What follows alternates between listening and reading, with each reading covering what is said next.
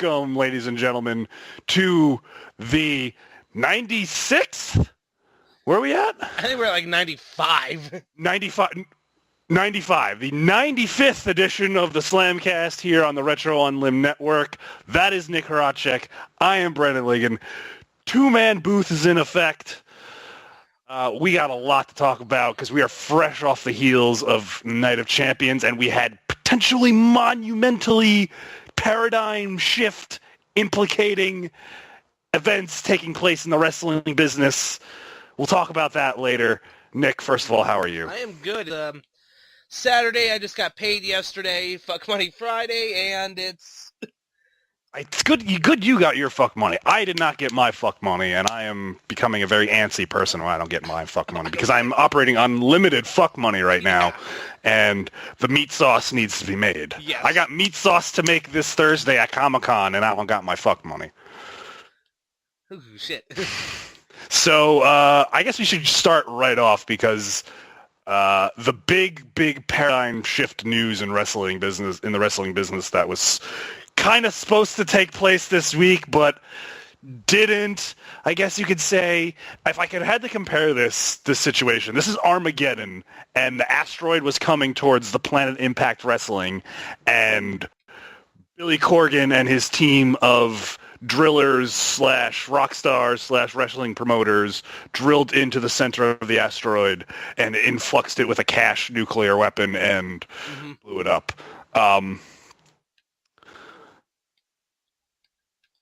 If you are unaware that Uncle Davey himself, Dave Meltzer, broke it on his radio show or podcast that there was zero cash in Impact Wrestling's coffers, and they had no money to pay for this weekend's Bound for Glory pay-per-view and its subsequent taping. And it was, if you don't mind me using the Overwatch reference, high noon for Impact Wrestling.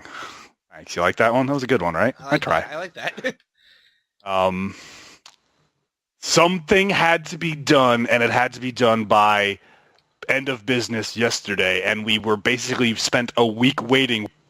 Postponed the recording of this show because we did not want to lose content in the inevitable redo that we would have to do if something paradigm shift implicating happened in the wrestling business. It did not, because somehow at literally the 11th hour, because it was announced via the New York Post, which has been a surprisingly reliable source of information for this in this strange time.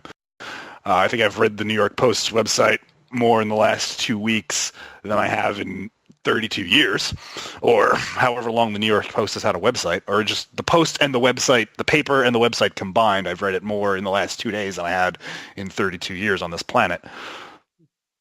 There was an emergency cash influx from an unnamed third party that will basically make it possible for Impact Wrestling to hold their Bound for Glory pay-per-view Sunday and its subsequent tapings the next week. But there has been speculation rife because Dixie Carter said on her own Twitter feed that she doesn't comment on rumors, but if you're in the Orlando area and you're an Impact Wrestling fan, you're not going to want to miss these tapings. Now, that could just be scheduled tweets. It could just be her, hyping up something when there really is nothing, because we've seen her do that before. Or, she could actually be right. This could be the girl who cried wrestling. Yes. And we know how TNA's announcements usually work out. It's an announcement to make an announcement to make an announcement. It's an announcement about an announcement that there will be an announcement that they may have just signed Bram to a multi-year deal. Exactly where I was going with that. God. But this may be different. I mean, they're Bound for Glory. It looks like, and I think the tapings as well are a go. Yeah, everything is good to go. They got this last-minute influx of cash from the unnamed third source. I want to believe that it's Vince McMahon's down payment on the purchase of the library.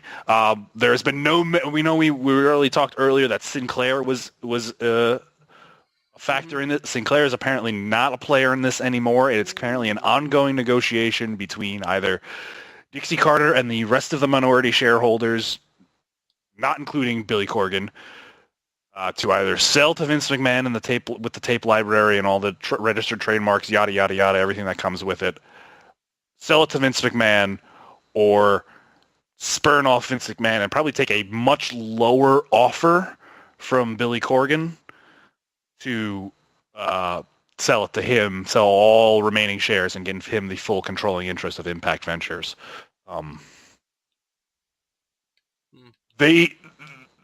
Impact Wrestling is not a publicly trading company, so they don't necessarily are required to, but they do to themselves have a fiduciary responsibility, and I just wanted to use that word, fiduciary.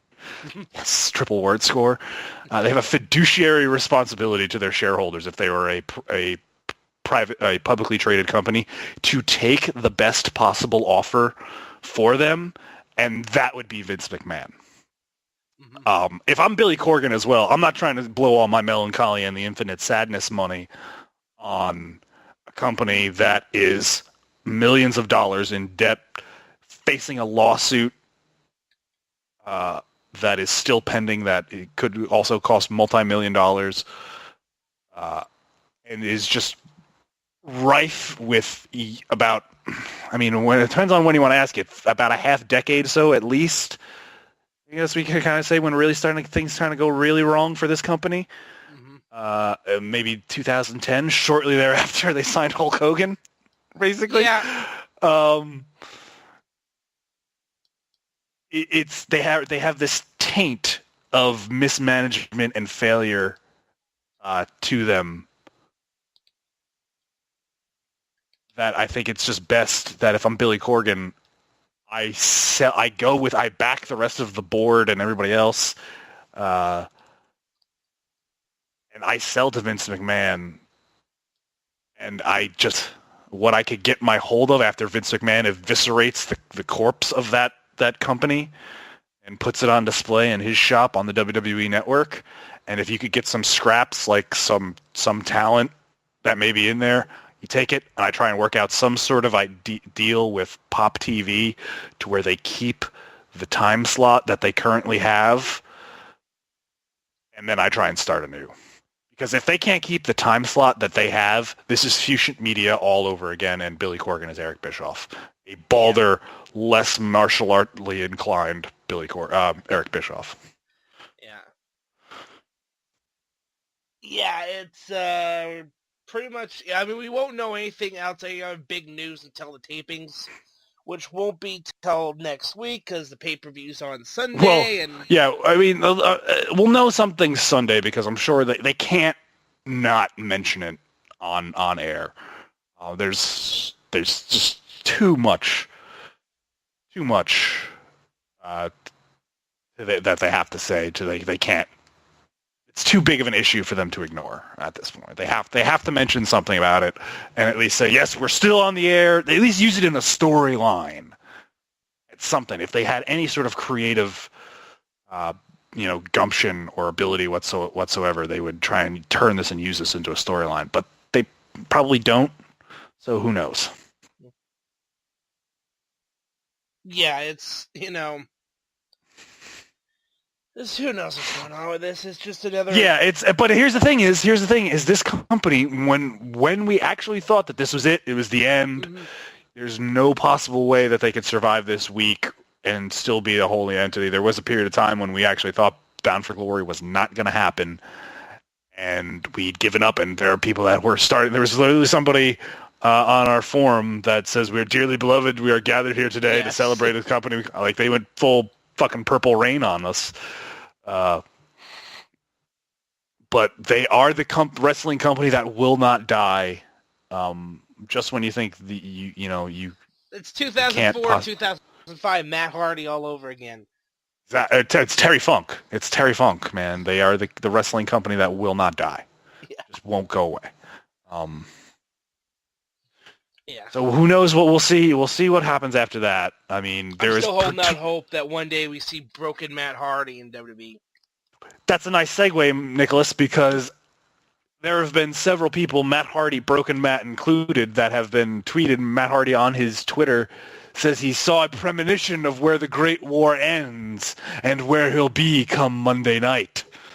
God. Now, I don't know if that's Matt Hardy teasing something or that's Matt Hardy playing us, but again, congratulations to Matt Hardy. I think we have to give credit to Matt Hardy if we haven't already. Matt Hardy saved kayfabe. Yes.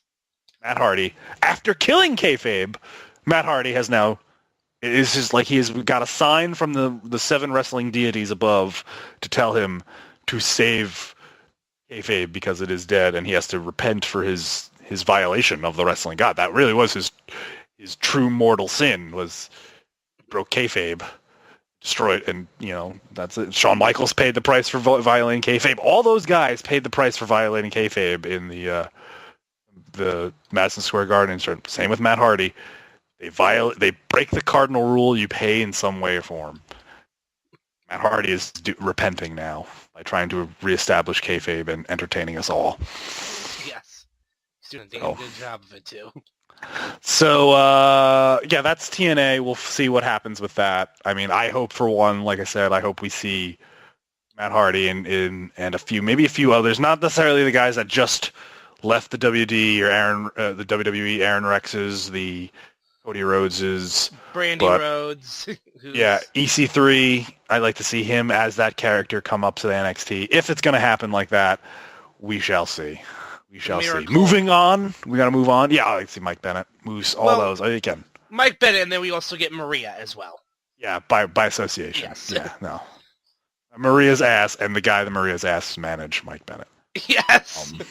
God. So this week was, again, rife with big events because finally we have the true card for UFC 205 at Madison Square Garden, and I was so disappointed after last week. So I was just like discouraged. I was still determined to go, but I felt like I was probably going to get robbed, pay way more money than for a ticket for a substandard card than I would in Vegas or anything else like that. But not 12 hours before the actual press conference itself took place, my phone goes off, and lo and behold, Conor McGregor will fight Eddie Alvarez for the UFC lightweight title at UFC 205. On top of that, Joanna Jędrzejczyk, I hope I said her name right because she's very scary. Oh, shit. She will defend her title at UFC 205 against Karolina Kowalczyk. With all apologies to both women. I'm very scared of those particular two powerful Polish women that, though diminutive in size, could very easily destroy me and make me probably beat me into a living pulp. Anyway, they pulled out all the stops for this card. Faux show. Do you want to read off the full card? Shall we read off the full card, sir? It says, trying to queue up the thing. We got... there we go. I'm trying to get my card. Up. Official fight card. Thank you, Wikipedia. Started from the bottom, now we're here. Well, first of all, we'll start from the top, because Alvarez and McGregor and Joanna and Karolina is not just part of 2 title matches. We're getting a 3rd title match where we see Tyron Woodley defend his welterweight title against Wonderboy Stephen Thompson. Oh, yes. New York's own, and I was very disappointed that it took this long to announce Chris Weidman after how hard he fought to get this event to make this event happen, and he was Mr. Boy in New York, politically wise, for this fight for New York movement that the UFC has kind of been on for the last 5 years, in earnest, really the last 2 years. The last 2 years, he has been the front and center in any sort of legislative meeting in Albany, lobbying hard for this. So to see Chris Weidman get his due by getting this, he's got a tough shot, just a tough fight in No Forgay Jesus Yoel Romero, but it's good good to see him on this. We mentioned the Khabib-Michael Johnson fight, or mentioned Khabib on it. Khabib got moved down, but Khabib still going to knock people off. We're going to see Cowboy Cerrone and Kelvin Gastelum in Madison Square Garden. Mm-hmm. Like that, if anybody who has a personality that might not necessarily be, you wouldn't think a personality suited to New York, but somebody who has the right kind of personality to succeed in the New York market, Donald Cerrone. New York crowd is going to eat him up. You're going to see New Jersey's own Frankie Edgar. I mean, so good. It's so good. This is possibly the best card in UFC history of this year. Absolutely. This blows away 200 or anything else that has happened since it. And even the pre-show itself is stacked. Rashad Evans is going to face Tim Kennedy. Miesha Tate's going to face on it. Yeah, Jim Miller's going to be on it. Thiago Alves, Liz Caramouche. It's going to be a fucking stacked card. Man. Lightweight, welterweight, and women's strawweight titles all on the line during this night. I like this. And then you have also 3 high-level contenders, and a lot of people also probably fighting in eliminator fights, because you probably imagine Frankie Edgar, Jeremy Stevens is probably to see if Frankie Edgar because they don't know what Conor is fighting for the lightweight title. He is campaigning to be the first or the second ever 2-division weight champion, or first ever simultaneous 2-division weight champion in UFC history. But they have been kind of non-committal on what they're going to do with his featherweight title, either before or afterwards. McGregor says he's going to need an army to take the belt off of him. UFC kind of says, we'll see how it goes. That itself has apparently upset Jose Aldo, who is apparently either close to leaving the company or actually has. Not quite sure on his status as of now. He's asked for his release. He's asked for his release, and they haven't granted it, right? Right. I haven't heard anything about them granting it yet. Yeah, I think they'll probably just ease him with more money, or just say, okay, you're either going to get Conor after this fight regardless of what happens, or you're going to be in the eliminator fight, or you're going to face the interim title fight if Conor wins against Frankie. Or whomever else they want to throw in there, Khabib, or whomever. Right. If Khabib wants to move down, or anything. That press conference itself, did you actually watch, or did you see the highlights, or did you watch any bit of that press conference? I haven't seen any of it, no. Oh, that press conference is vintage McGregor. Like, he was in peak Mystic Mac form, and if any crowd could have ate up his shtick more than the New York crowd at Madison Square Garden did, it's him. There's nobody else that could play to that crowd better than him. And we ate it up. We ate it up, and we loved it, because that's what we love. We love somebody who's braggadocious and that can probably back it up. Mm-hmm. Rife with highlights, just including the return of Mystic Mac. Mystic Mac did predict a first-round knockout, so we'll see. Mystic Mac is usually on point, but Eddie Alvarez presents a pretty big challenge for Conor McGregor, even more so than Nate Diaz. But for those people they said the same thing about, name escapes me right now, Chad Mendes, and, Chad Mendes ended up on the ground. My highlight of the press conference was at the very, very end, though. Dana White closes it off, says, all right, we're going to take just one more question. You, sir, guy in the back. And a guy who was just basically wearing a shirt, a tie, and khakis, steps up to the microphone, very serious, has his iPhone in his hand, looks like he could feasibly be a member of the press, starts out, says, I got a question for Eddie Alvarez. You mentioned earlier in the press conference questioning Conor's stamina when you yourself have only had two fights that have gone past the fifth round, and you lost both those rounds. And it was at that point in time that this guy starts to get visibly more emotional. and says, "What the fuck are you talking about?" And he goes full New York on the guy. And that's the point in time Connor realizes what's going on. Connor starts losing it. Connor starts laughing his ass off. Everybody loses it. As soon as he told him, "What the fuck are you talking about?" Like that was it. That's just said why. Thank you. Why and thank you. Why did this take so long? And thank you for finally being able to make this happen.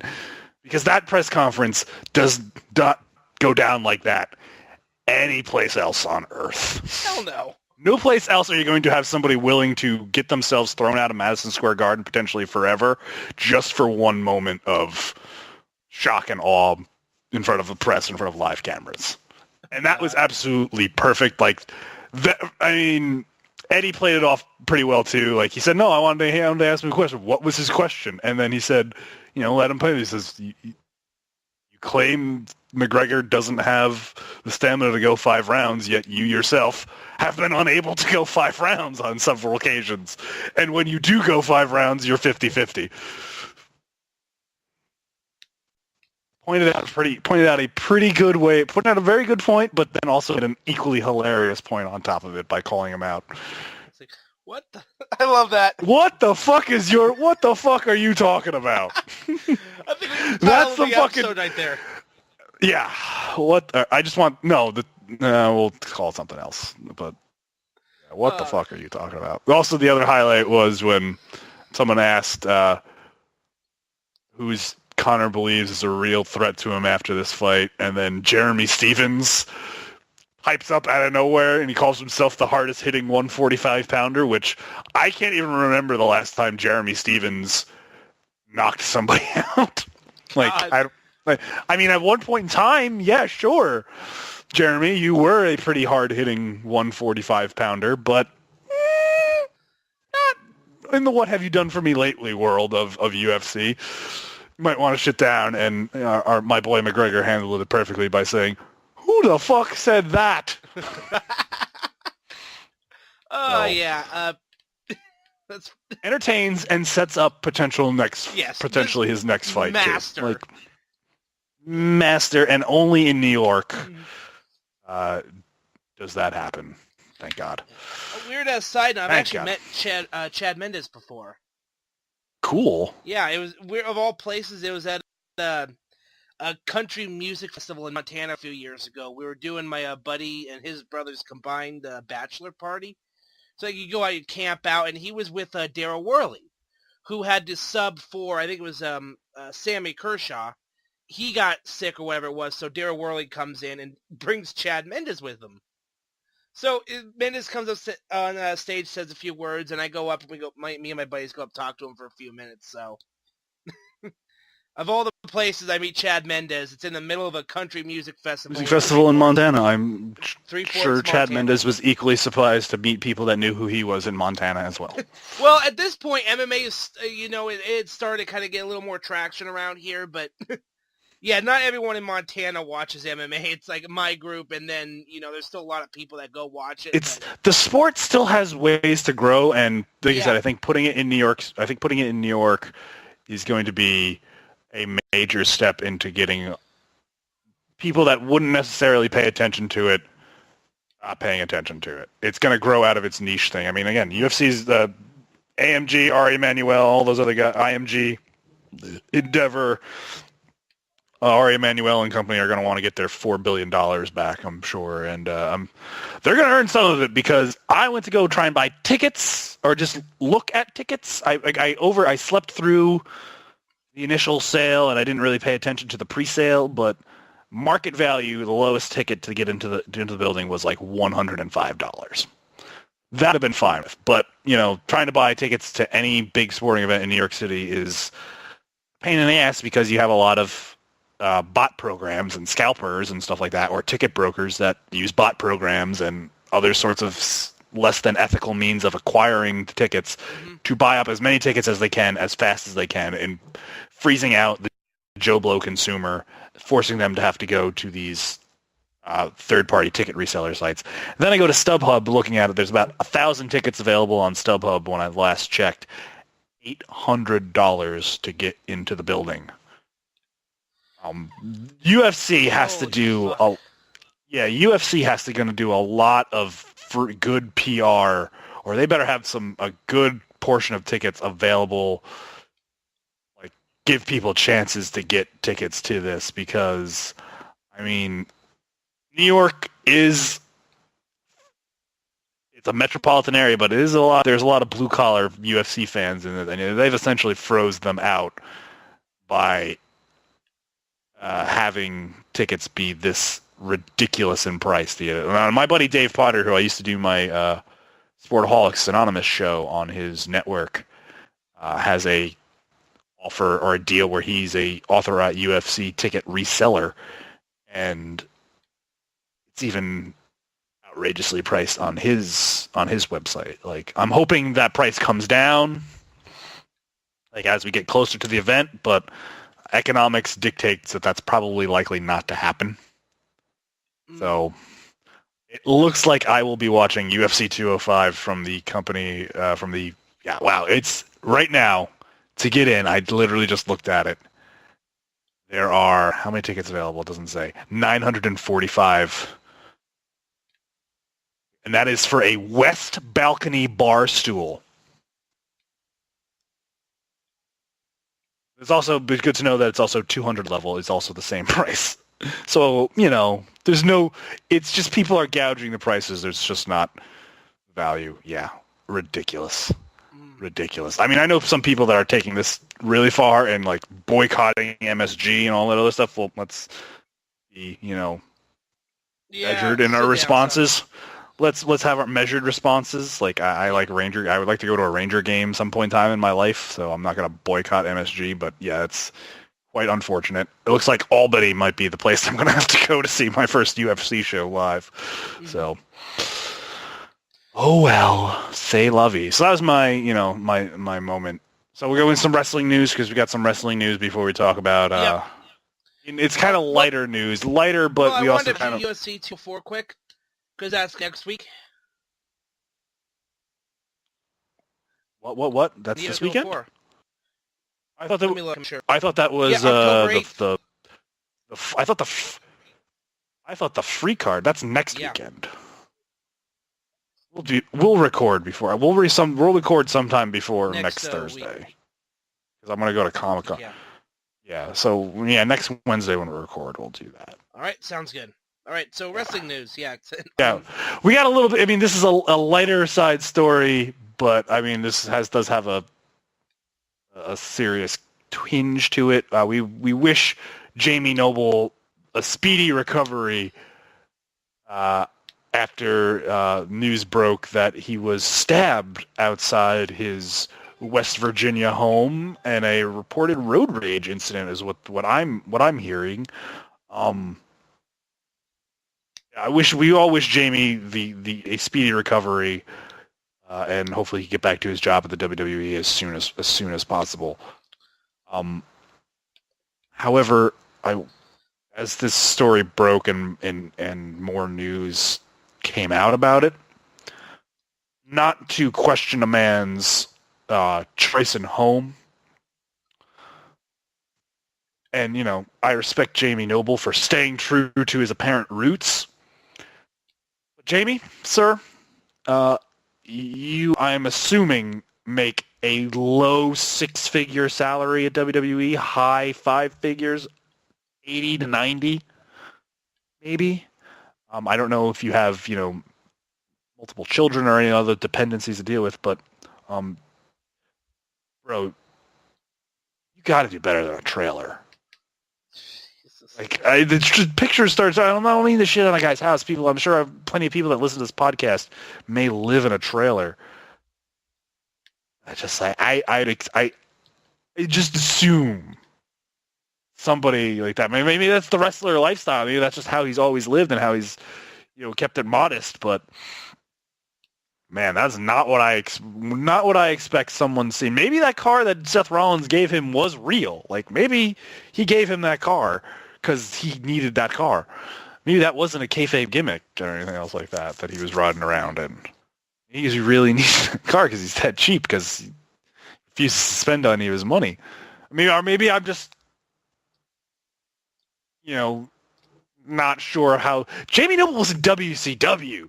He has WCW money. And I'm not saying he was getting Hogan money in WCW, but he was there for the extravagant spending when he was getting pretty well paid.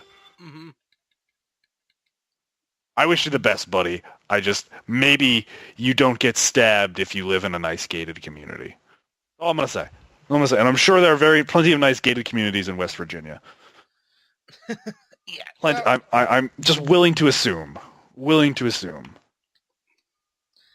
Hope you're the best. I can't wait to see Jamie Noble on TV again, and I hope it's very soon, because I thought he was one of the better parts of what people called Seth Rollins' failed first title reign.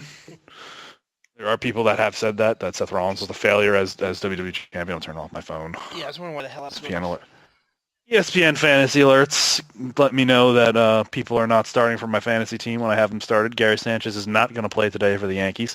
But it doesn't matter, because I'm up multiple runs, and I am about to win my first ever fantasy sports championship.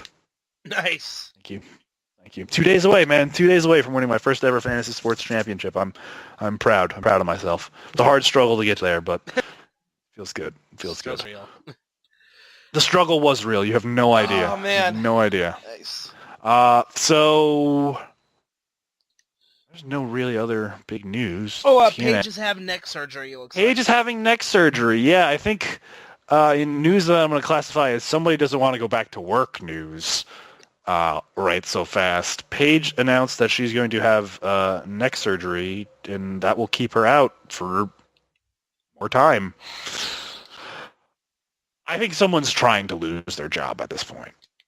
Like, I don't know if she specifically has a deal in her, a clause in her contract where if, like, what the Austin clause, I guess you could call it, where if they don't work for so many days, the contract becomes null and void, and they essentially becomes a free agent. I think that's what it meant to do. I think there may be, and I'm not saying anything. I'm sure there could be an actual injury there that's causing her life some sort of discomfort, and making everyday life difficult for her. But if I was an athlete that was disgruntled with my current employer, and I may have had that same provision in my contract, I'd be getting everything taken care of. Yeah, I'm going to get knee surgery. Oh, man, I hurt myself. I get this kind of knee problem I've had for a while, too. Yeah, I'm going to get that taken care of, too. Oh, yeah, my elbow. Yeah, I'm going to be surgically repaired. And then once I get to that point in time, I'm released. I'm free to do whatever I want. So who gives a shit? I don't need the surgery. They're not going to pay for it anymore. Don't need it that bad. I got to go out and work. I see what you're doing, sir. I see what you're doing, Paige. I see what you're doing. Game recognized game, sister. That's all I'm saying. So, it will be further time before we see the Mother of Canaries back on WWE television. It's true. So it is true. It is true. So, Noche de Campeones. Yeah, Night Champions. Ole. It happened. No. It happened. It was. I wouldn't say it was terrible, from my opinion. I just certainly say that the first 2 hours it started out not good, and then it kind of brought itself back around again. It was.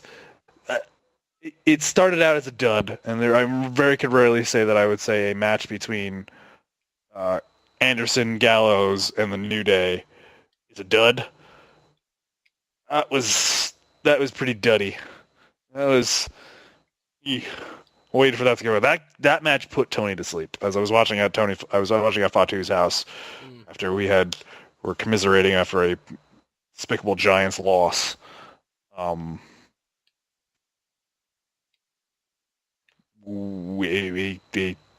put him to sleep. Shit.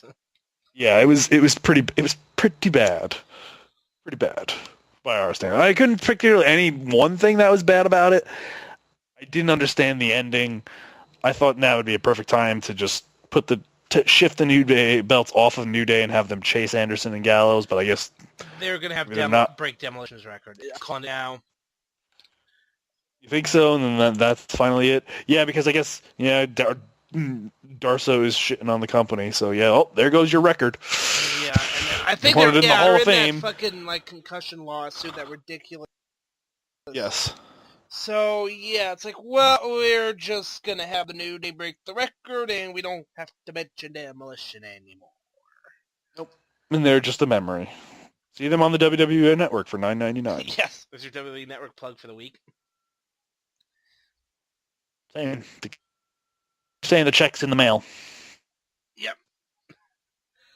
It just seemed like, it did, kind of happen. At least, it just seems like, especially coming off of Backlash, when I think you had a lot bigger moments. You had first champions crowned, you had a new champion crowned, and it's like, this was just continuing more storylines. But to me, this felt like the second event in a row that just felt like a Sunday edition of Raw or SmackDown. Like, titles changed on Raw and SmackDown. Nothing really outlandishly happened where, I think they're just they're spinning their wheels right now, I think. They're in the fall lull. It's every time the NFL, they're in direct competition with the NFL, like when the NFL is in season, they don't necessarily tend to pull out the big storylines because they know there's automatically a portion of their 18 to 35-year-old audience that's not going to watch live. It's either they'll watch on the internet or they'll read about it on their phones. So they're holding back on doing big, I think, eye-popping storylines in order just to keep everything status quo, make sure nobody gets hurt, build for Survivor Series, and then focus on Royal Rumble. And then once you focus on Royal Rumble, that's when everything picks up. You're into WrestleMania, and I'm sure by now there is at least some idea as to what the WrestleMania plan is in its infancy stages. Triple H versus Seth Rollins. Yes. Big title. Or something. Well, something along match those lines. Between Rollins and Triple H, Bayley, Sasha. Something. There are things in the works. You can start to see it. The Bayley, Sasha, Charlotte match I thought was good. It could have been a lot better. Certainly for everything that people were touting it to be. It was okay. It was good. You could always expect those ladies to go out and have a great match, I think. It started to turn the show around for me. Like in that last hour, I think is where it started to turn for me. It started to get good. Jericho and Sami Zayn was very good. Yes. It's the gift of Jericho, man. Yeah, I think that was a very good match. And you could clearly tell that Sami Zayn had no nervous butterflies whatsoever, considering the fact that he was going into the ring with a guy who is very well could be his hero in wrestling. Mm-hmm. So for you to do that and keep a cool head and not fuck anything up and not be too in your head, mm-hmm. that's a class guy right there. So good on Sami Zayn for keeping that cool head. I will say it, and I will say it again, and I will say it, and I'll keep saying it. Rusev is ready for a WWE Universal title run or some sort of main event title push. Because him and Roman Reigns tore the house down, I thought. Yeah, I mean, you had this is awesome chance during a Roman Reigns match. Come on.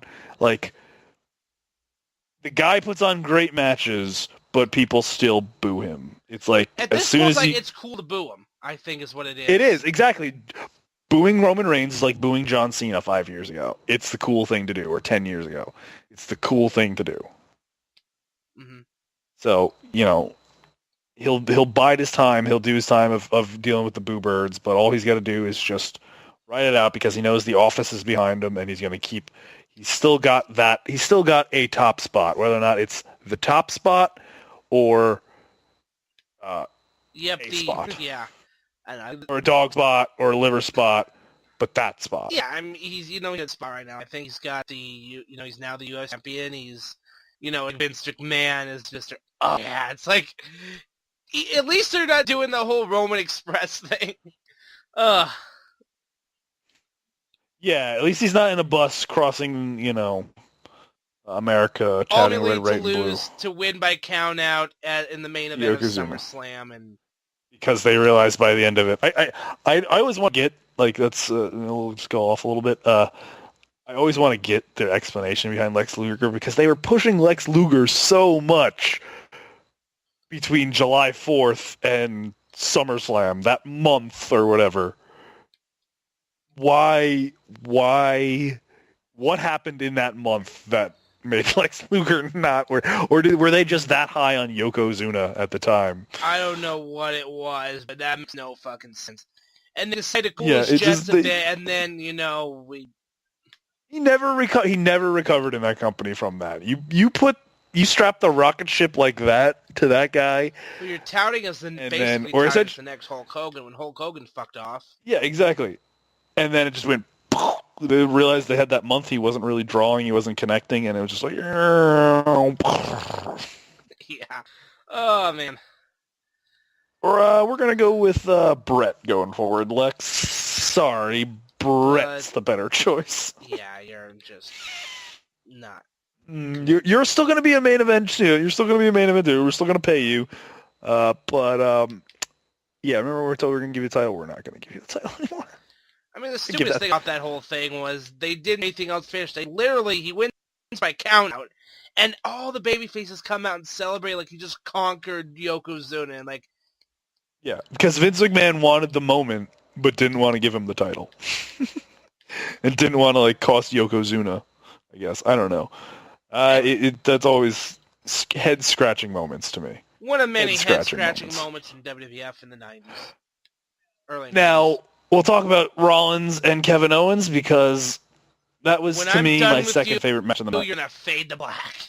Oh, my God. Again, if you needed proof that Kevin Owens is, if not the best or one of the best guys, all-around talents right now in wrestling, okay, except for the look. Okay, I don't want to call him all around, but except for Kevin Owens was in shape, we'd be wondering Kevin Owens is the greatest of all time. What he does in the ring, nobody does anymore. Nobody does anymore, and nobody does it as well as he does it right now. Dare I even say, it's like Lawler in 70s. Like when Lawler used to talk shit to the crowd and then talk shit to the guy he was beating up. Poor schlub. I don't mind getting beat up. I just like when they talk trash while they do it. Yeah. That match was on point for me, man. Even got I love how they can occasionally tease package pile driver. Are we gonna see it? And Seth is anybody who's gonna take the package pile driver. Oh yeah, I'll take it. Sure, I don't care. Yeah. I figure I've broken so many other people's necks. I can do that. Yeah. Sure. It's like, yeah. I don't think we've talked about, but Smith Hart's rant on Seth Rollins. It's like, why is everything all of a sudden Seth Rollins' fault? Yeah, it's because everybody's looking for the scapegoat, man. Yeah, that's pretty much what it is. Like, Brett, I love you, but no, this isn't fault. This isn't the move's fault. No. Oh man! But anyway, all in all, so we've had each brand has had one pay-per-view each. Who do you think is winning? Kind of hard to say right now, to be honest. But I don't know. I'd say SmackDown only because it seems like with a 2-hour show weekly, there's a lot. There's a lot less they have to try and get every hour. So it was a cruiserweight match. I liked all the purple. I liked how I need more the CWC was enough to start the cruiserweight division, but for it to be on Raw, I think I need a little bit more story other than just this guy is fighting this guy for the title, and they're trying to do that with Kendrick. And that's why Perkins. I think because we're only seeing kind of the infancy of it, and the only thing we've seen of these guys was in the Cruiserweight Classic, and it was just who's the best, you know? Yeah. And now it's like, now they're on Raw, yeah, we're going to start seeing more storylines develop, so... I mean, they had a great match, like, no question, but other than that, it's like, you just have to kind of let it progress. At least SmackDown, you know, they have their titles, they have their storylines already built, and you have a new face that runs this place in AJ Styles. So, yeah, I'm cautiously optimistic. But I'm gonna have to say right now, slight advantage to Monday Night Raw, because I'm still saying I'm giving the advantage to Raw because I think the show that they're putting out with the talent is better. The talent is better, so therefore the product is better. That's kind of just my stance. It is a slight advantage, though. Not necessarily. Neither side has gotten off to a commanding lead or a hole so deep that they can't possibly dig themselves out of. Especially with rumors abound of Paul Heyman now rejoining the creative staff, either on a full-time or part-time base. It's going to get interesting. It's going to get more interesting.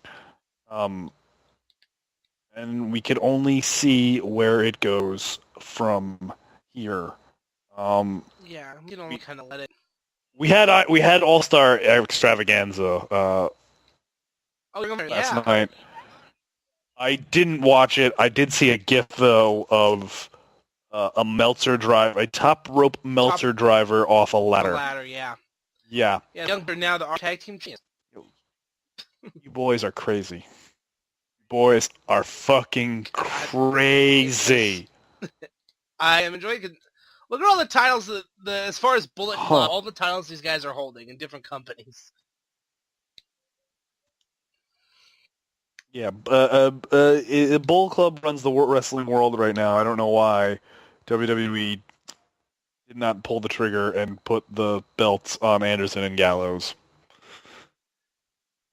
I think had this demolition thing not been happening, they probably would have. Yeah, I guess so.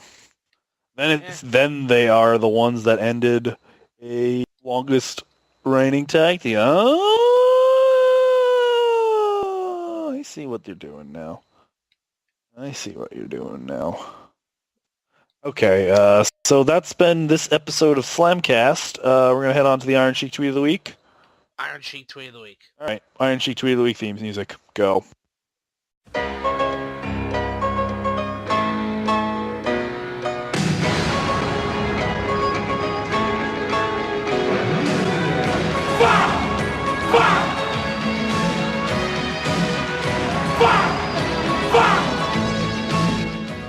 Him, I talked to him. I want to know, are you the man or are you a fucking piece of shit? No good motherfucker.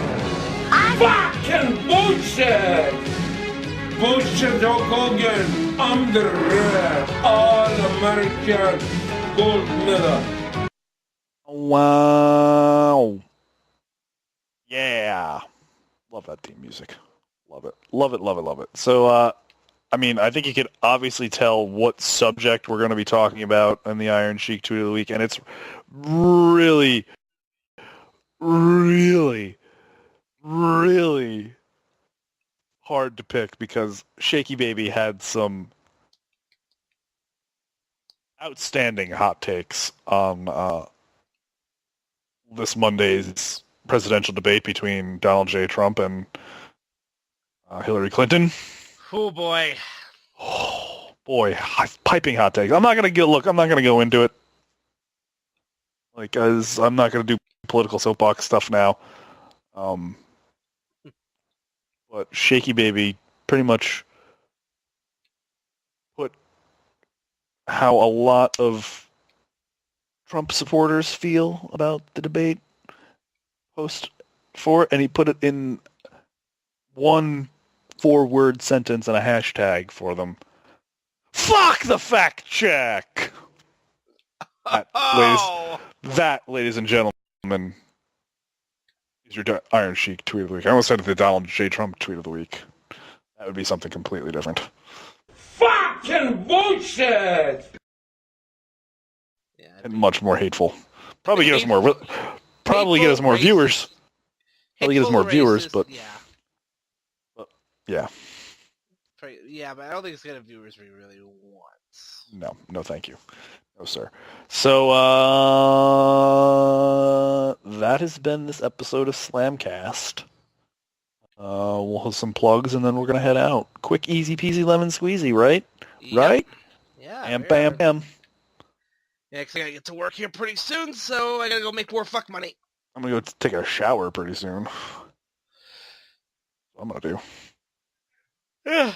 All right. So, Nick, plugs. Yeah, I'm over on YouTube at the Gaming Pegasus 187, Facebook Nick Horaceck, Twitter Gaming Pegasus 187.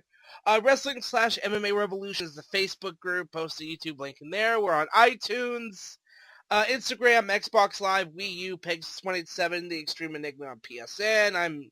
I'm all over the fucking place here. I gotta go to work here pretty soon. So yeah, Brandon, take us out. All right. So if you like me and you like listening to me, you could listen to my other podcast, The Nerd Scythe, on my production company's SoundCloud page, False Finish Productions. You can like us on Facebook, facebook.com/False Finish Productions. Follow my personal Twitter at @BrandonAllHope. We also have a Twitch channel that's twitch.tv/False Finish. I'm on there most nights of the week, playing games late night. Come say hi. Mm-hmm. If you like this podcast, you obviously like you like wrestling, you should go support independent wrestling in your local municipality, because I guarantee you, especially if you live in America or anywhere in the world where there's civilization, there's a fairly good chance, above 50%, that there are people with a wrestling ring, spandex, and tiny, tiny dreams that are just trying to live out their fantasies. And if you are looking for a night of quality entertainment for your family that's not going to break the bank, and might even be a little bit nostalgic for you too, you should go support your local independent wrestling show. I'm going to do one last soapbox thing. The New York State Athletic Commission has changed how independent wrestling is done in this state come January 1st. There are a lot of people, certainly, that are going to be affected by it. I stand with New York State, man. I think this is going to cut out a lot of the bullshit. And, if you're going to want to run, you're going to want to do it the proper way. And actually invest money in your product to get people to come in, instead of just relying on your friends and family to come to the show. I know I just said a thing about people with dreams and shit like that, but at some point in time, you got to let the dream die. You know what I'm saying? And you got to find something else to do, because you're just wasting your time and money.